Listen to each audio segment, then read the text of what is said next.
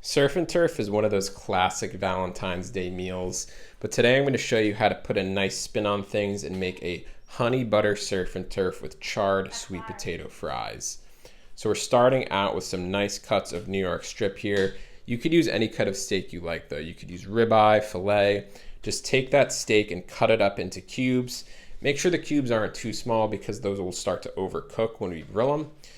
But once your steak is seasoned up, we're gonna do the same thing with some shrimp here. We're just hitting the shrimp with some olive oil and seasoning. And then last but not least, we of course have to season up our sweet potato fries.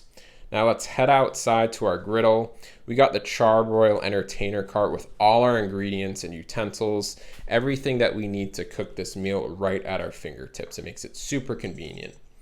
Now we're firing up our 3-burner gas griddle from Charbroil. Get those sweet potato fries on first. Let those cook for about 5 minutes. Make sure the grill is on high heat and then add your shrimp and steak. Get that beautiful char, melt down that honey butter, and then once you have a beautiful char on that steak and shrimp, remove everything and get ready to serve up with that honey butter. Hope you enjoy.